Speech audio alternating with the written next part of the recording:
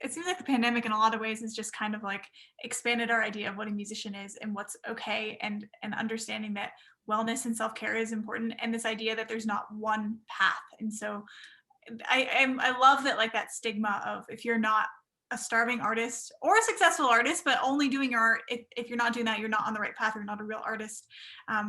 And I think maybe even more so for jazz. I don't know if you feel this way, Shanyse, but I definitely felt like in my path as a jazz musician, like, if I wasn't only sitting like in a coffee shop listening to Miles Davis, there was this like connotation that like I wasn't a real jazz musician. And being a female too, I think, we went to the same school. I think we went up, felt some of the same situations, and I think just in general, I love that the pandemic has been awful in so many ways, but I think that a lot of people's mindsets are changing because we've been forced into this unforeseen circumstance, and like had to have a better understanding of the world around us, and that it's okay to be a real person and have real needs. Yeah, absolutely. Especially like, I'm big with like mental and emotional health stuff, you know. It's just a big thing to me. I mean, like I deal with a lot of anxiety personally, and so it's just like, like you said, like this pandemic, it's a lot has happened, politically, obviously, like culturally, but then, people are like speaking up about a lot of things too, and it's like, oh, it's been stirring a lot of pots. It's been stirring a lot. I mean, I've seen a lot. I've seen a lot of people get called out on some things. But I mean, it's just like Lauren, and like me, how we were in how I was in school. I'm a very outspoken person, and just injustice in general is never okay. It just is never okay. But then also just going back to like what you said, it's just like being a musician, like we have the power to like actually heal, people like when all these injustices are happening. So that was another thing, like just throughout this time that I'm like, my music is like uplifting people. And like I think that's a big thing that's just always just been important to me, just like having people like connect the way that I connect with music.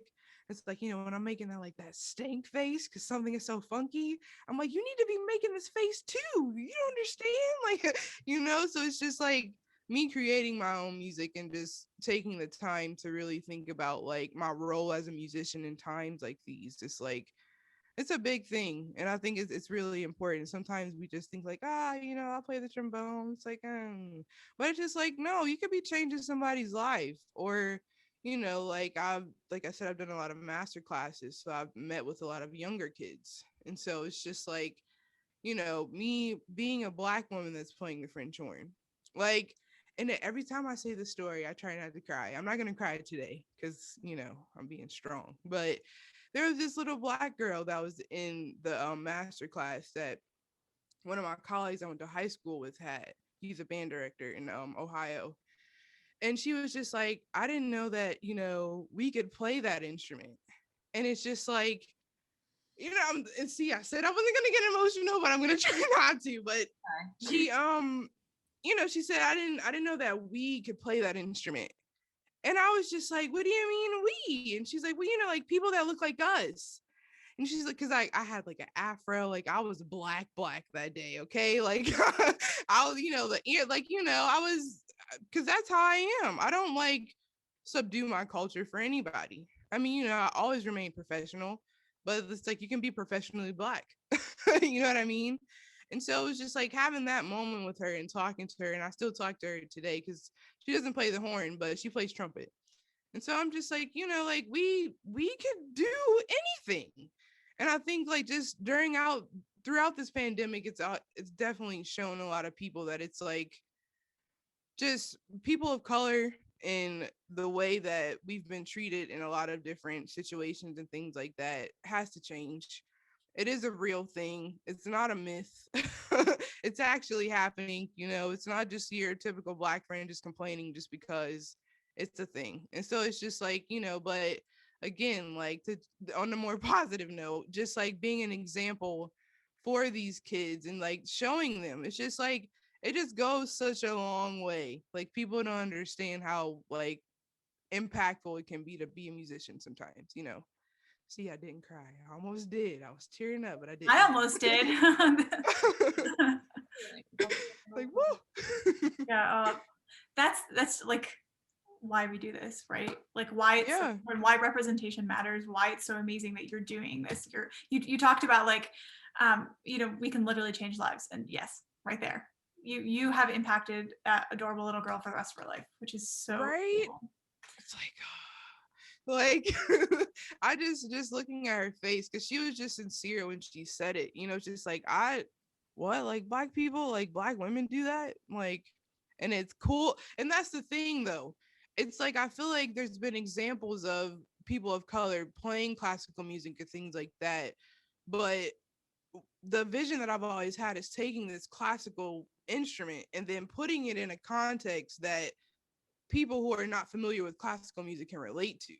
So it's just like, well, yeah, like, you're playing this thing and that's cool, but also you're playing the music that I hear in the radio. So like, that makes you even cooler. It's like, it's like, whoa, you know what I mean? So it's just like making the connection. Like, and I mean, I won't mess with Mozart. I love him. He could just, I don't have to put any. Actually, I did do an arrangement of like, I completely flipped the third Mozart horn concerto and like put like a funk beat behind it and a Latin beat too.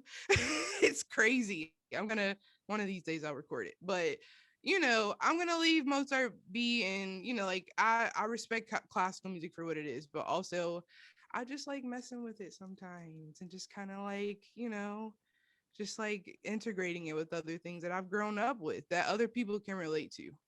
I want these audiences to look different after the pandemic is over. I don't want it to just be older baby boomers that are white. I wanted to be more people of color there.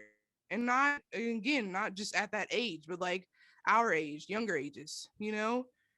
And I think, I mean, that's like a whole nother conversation about the orchestras and stuff like that. But, I do, that's something that I just want to see happen. I want my audience to be mixed. I want the super old grannies that are in the audience, like, yeah. And I want like babies to be there too. I just want a bunch of different demographics, just everybody just enjoying the music. That's my goal.